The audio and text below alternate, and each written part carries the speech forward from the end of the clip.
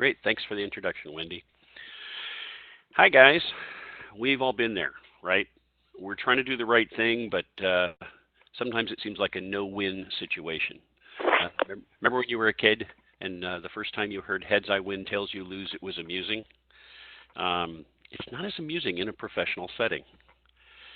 Can you relate to this example? Let's see. Here's the scenario. It's Friday at 4:30. Why do all emergencies seem to happen at Friday at 4:30? You've got clients coming in from out of town for a big demo on Monday. 4 out of 5 features are working. One of them, they discovered a glitch. Overtime to fix it's going to cost about $5,000. You try to reach your boss. The voicemail says, "Sorry, I'm out of town with no cell service until Sunday night." What do you do? Now, I'm going to limit you to a couple of options for this little thought experiment. Option A, take it on yourself to authorize overtime. Have some contractors work Saturday and Sunday with a reasonable belief that that means the feature is going to be ready for Monday. Or decide right now that we're going to delete that feature from the demo and demonstrate the other 4. Now, I personally hate multiple choice tests. Some of you might be able to think of additional options. Stop it. This is a thought experiment. Cut me some slack. There's also context information that would influence your decisions. How important is this client? What's your history with the boss? How important is this particular feature to the client? Okay, so let's just assume for purposes of our silly discussion that the client's important. The boss is new. You don't have much relationship or history. And the feature is medium importance. So for our purposes, forgive me, I'm going to limit you to just 2 options. So give it your best call. All right. For the moment, let's assume you chose A and authorized the overtime. We're playing choose your own adventure here. You authorize the overtime. What happens? The presentation goes well, but afterwards, your boss is upset and reads you the riot act. You don't have the authority to prove overtime. If I'd have known, we could have omitted that feature. And, most of us have been there. But the nice thing about choose your own adventure in a hypothetical situation? You can back up and try again. Remember, your options were A, authorize the overtime, and B, bump the function from the demo. What would have happened if we'd have chosen B? Well, maybe what happens is the presentation goes pretty well. You explain to the client that here's 4 out of the 5 functions. We hit a small speed bump over the weekend, and we're going to have the 5th function for you later this week. Afterwards, your boss takes you aside and says, "Hey, you should have authorized overtime to fix this over the weekend. We brought the client in from out of town. We only showed him 4 out of the 5 functions." Well, hang on. That's a heads I win, tails you lose. In that constrained little experiment, there really wasn't a right answer. Now, I don't know your boss. I'm not suggesting he or she is a jerk. If that's true, it was just a lucky guess. No, not really. Here's the deal. What we're talking about here is human nature. It's a piece of human nature that we need to really understand. It's easy to find fault with the boss, but we have all been guilty of this in some ways. Someone, a spouse, a friend, a team member, a child, makes a decision without consulting us, and although it sort of works out, it's easy in hindsight to find fault with the cost or the timing or the outcome. So, for example, you're loosely planning a party with somebody, and they buy the cake, and afterwards you find yourself saying, I was really jammed up, and I appreciate you getting the cake for the party, but if you'd have called, I could have told you that chocolate was Mary's favorite. However, if you'd have taken a call in the middle of a busy workday, maybe in a meeting, from the friend saying, "Hey, what kind of cake does Mary like?"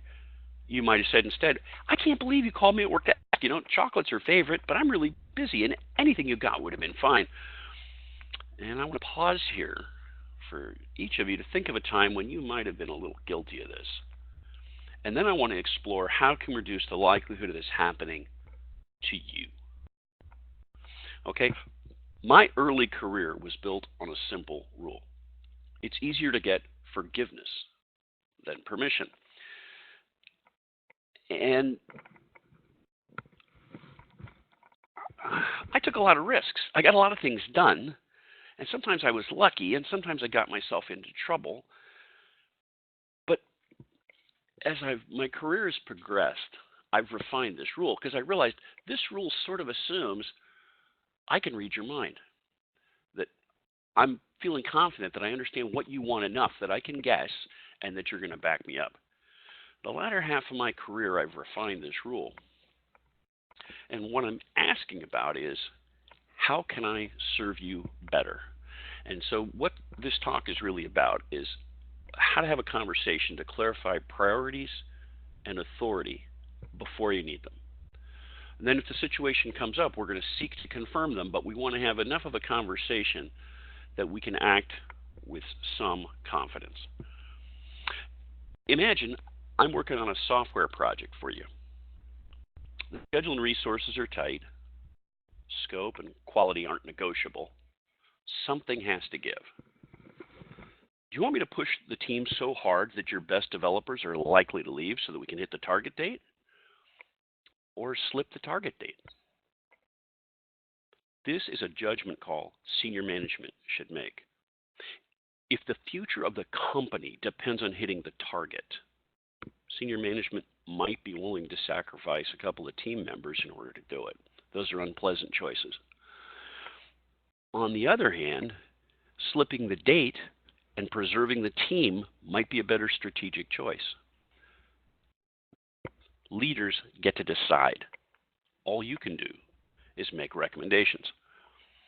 I recently said that during a conference panel, and the person sitting next to me thought I was abdicating my responsibility as a project manager or seeking plausible deniability for the outcome.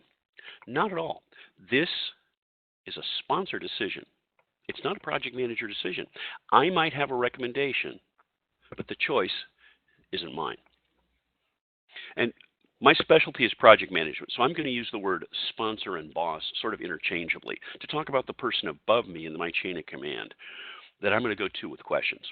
Whatever word works for you, forgive me, I'm going to toggle between those two.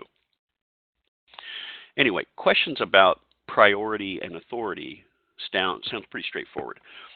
But actually, it can take some confidence and practice and some coaching to be effective. And that's really what I want to talk about. How can we ask these questions that to get information about priority and authority without breaking glass and without offending people? And let's get the squishy stuff out of the way first. It takes some confidence to have the conversations and ask the questions that we're talking about. Well, why does it take courage if what we're trying to do is serve our leadership? Hi there, I hope you enjoyed that last clip. My name is Michael Maludis, and if you'd like to watch the full 60 minutes of that last webcast, while also gaining complete unlimited access to our entire library of IT learning, simply visit our subscribe page at greatpro.org/subscribe. Unlimited annual access is $199 per year, but if you use the coupon code LEARN2EARN, you can drop that membership fee to just $149. That's less than $13 per month for unlimited access to over 1,000 hours of on-demand career development, covering the entire spectrum of IT management best practices, including business analysis and requirements, software development, quality and testing, risk management, process improvement, project management, and even digital transformation. But your membership doesn't just give you unlimited access to our vast learning library.